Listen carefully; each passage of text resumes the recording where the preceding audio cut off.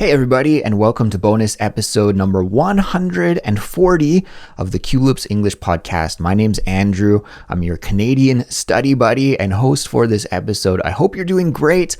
I hope you had a wonderful week, and thank you for clicking play on this episode and tuning in to another bonus episode. For all of you who are new here, let me quickly explain what this series is all about. I'm a Canadian, but I live abroad in Seoul, South Korea, and I tell you some stories each and every week to help you improve your English fluency and become a better, more fluent, clearer communicator. Those are our ultimate goals.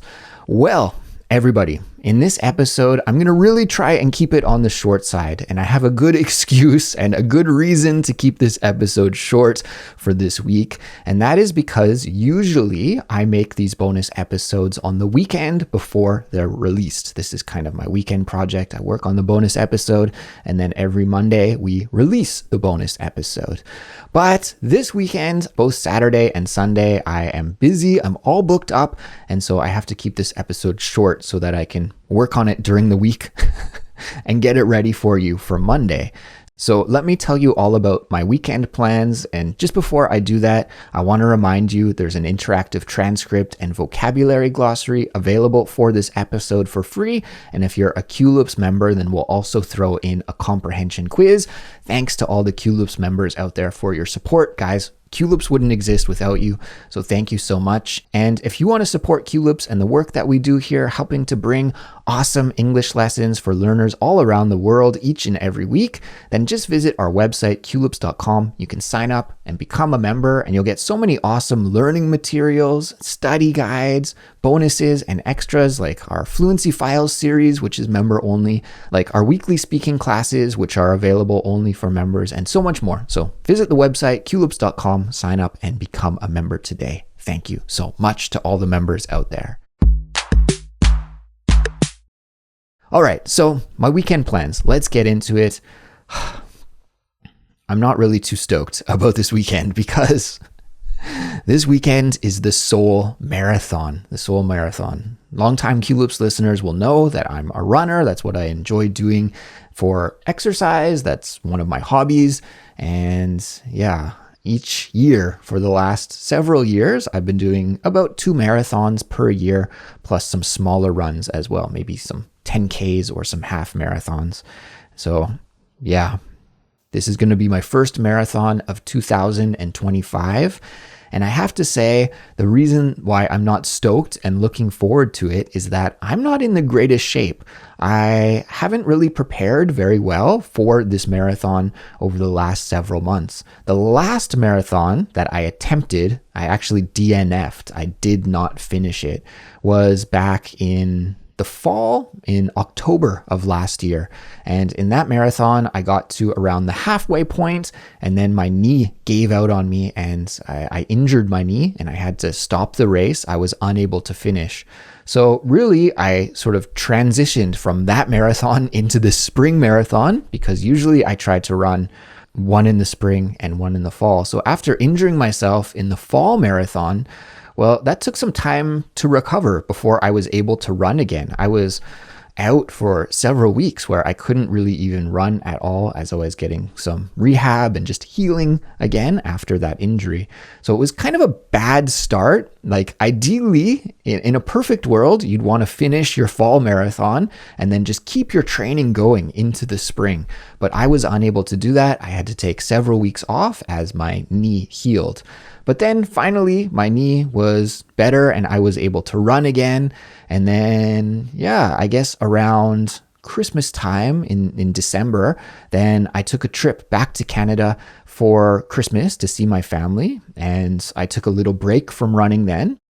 So I had just started running for a couple of weeks, and then I took a trip and took a week off.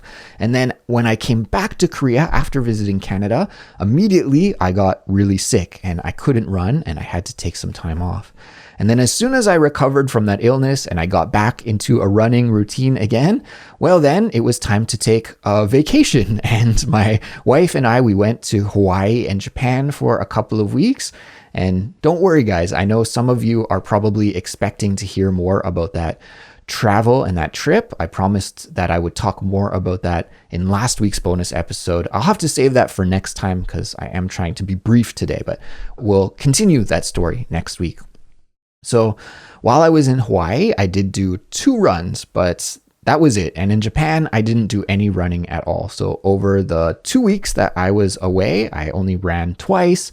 And then, spoiler alert, I'll get into this more maybe next week. I got super sick on that trip as well. So when I came back to Korea, I was unable to run for another couple of weeks. And that was bringing us toward the end of February, start of March. And the Seoul Marathon here is on March the 16th. So when you're listening or watching this episode, then it's probably already finished. But here I'm just a few days away from the marathon. So really, after recovering from my second bout of illness in a short amount of time, I've only had like 2.5 weeks to get back into running again. And the thing that, at least for me, maybe other runners out there, maybe this doesn't happen to you, but for me, when I take some time off and then I start running again, it feels like my fitness goes all the way back to zero. Like it's so frustrating. Could you imagine like if you were studying English for years, and I've been running for years, so it's kind of a similar analogy. You were studying English for years and then you took a break and you didn't study for a month, let's say, and then you tried to speak English again and you went all the way back to zero and you had to relearn the language from the absolute basics like hello and ABCs, right? That would be super frustrating. That's what it feels like when I take some time off from running and then I start running again. It feels like I'm right back at the bottom. So getting back into things a couple of weeks ago was really frustrating. And as I was ramping up the number of kilometers that I ran each week, well, then slowly my fitness started to get back in the right direction. Like it feels like you're starting back at zero, but then very quickly your fitness does return. So now I'm just a few days away from the marathon. I feel okay. I think I can complete it. I have confidence that I can finish.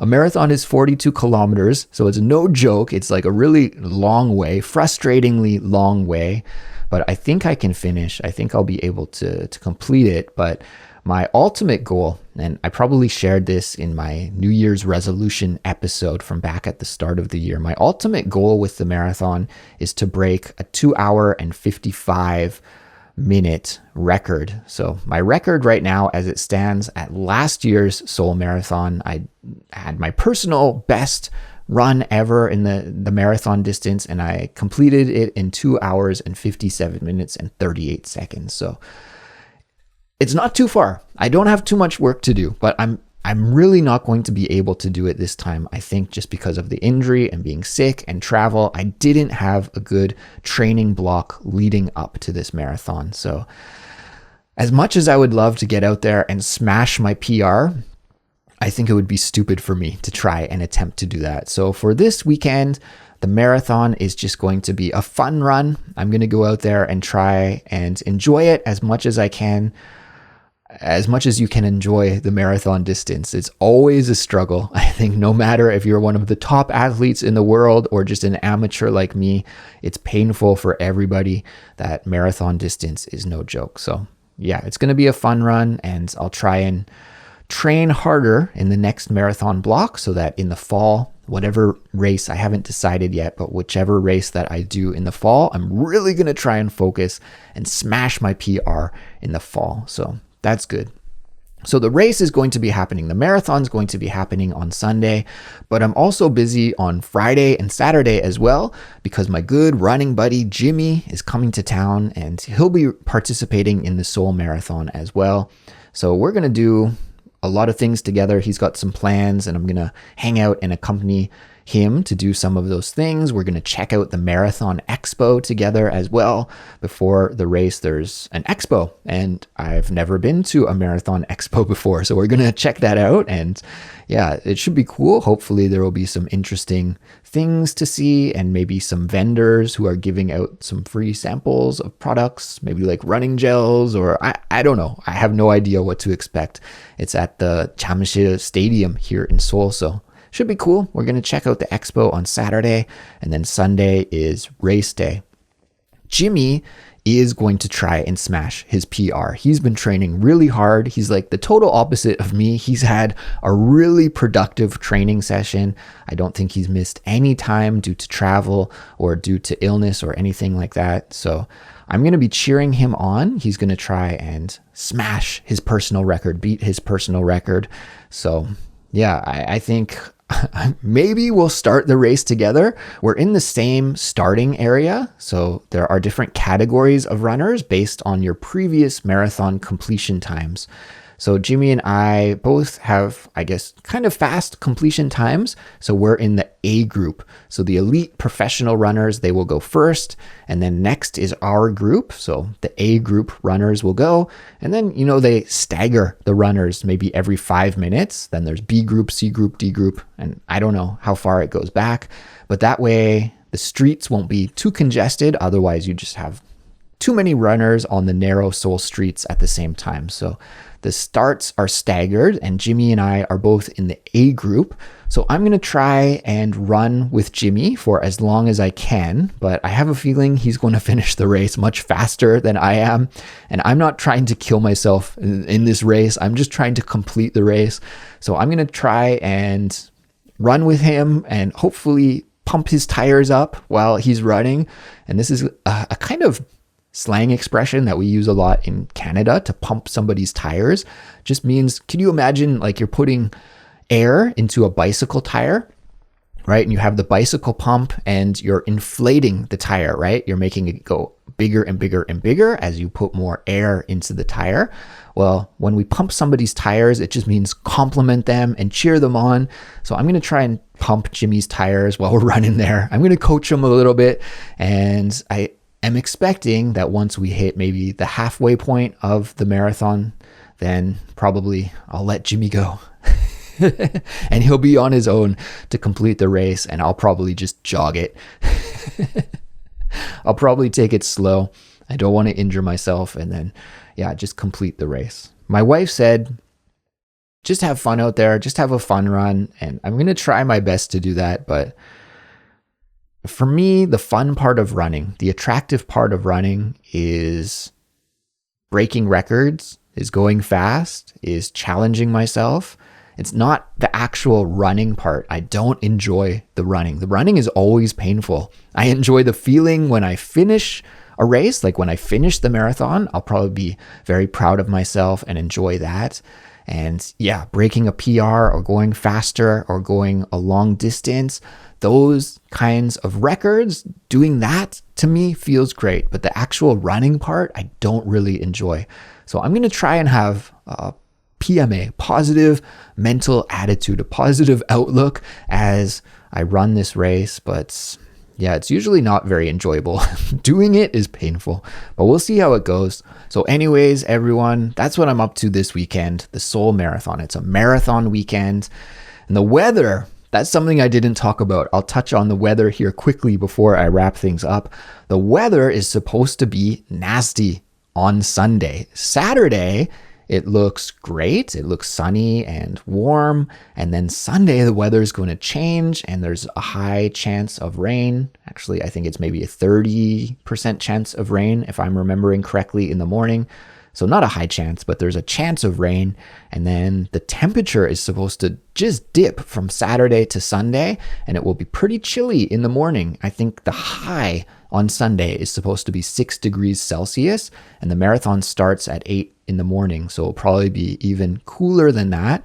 So it's going to be chilly and potentially rainy. And then I heard even Sunday evening, it might snow. So we're in the middle of March here and we're talking about snow and chilly temperatures.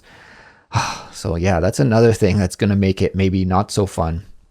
In addition to that, the air quality here in Seoul over the last week has been terrible. There's micro dust in the air, the air pollution. I love Korea, but this is one thing that I hate about Korea is the unfortunate dirty air. So hopefully maybe the cooler temperatures will bring in some fresh air and we won't have to deal with the polluted air. And we'll see how it goes. But this is another thing that, running a marathon and doing this hobby, sometimes, I'm glad I'm not in this position this time because I'm not going to try and break a PR. But for many runners out there, I think many people will try to break their PR.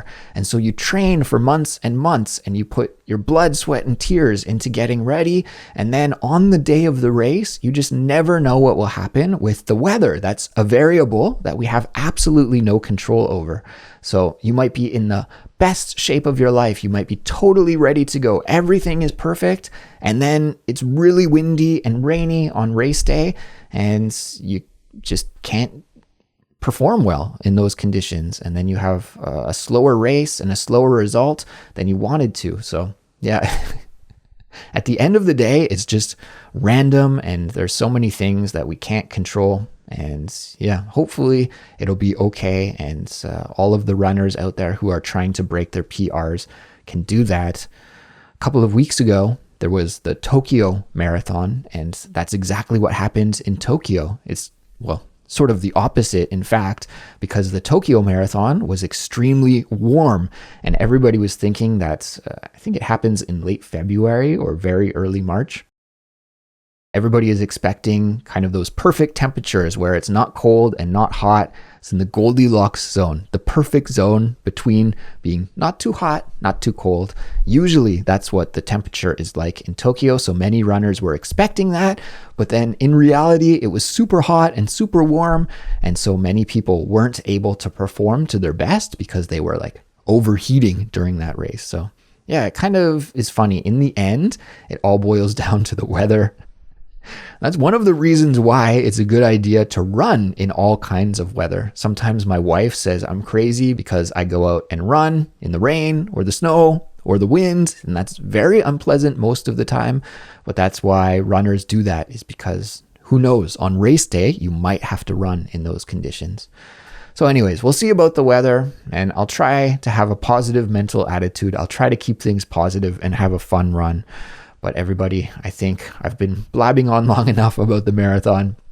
If you listened all the way to the end, thank you for completing this English study session with me. Of course, check out the transcript, check out the vocabulary glossary. I'll break down and teach you about some of the key expressions and vocabulary that I used in this episode that I think you need to add to your vocabulary to become a better communicator and to become a better English listener as well. So check out those free tools, the links in the description.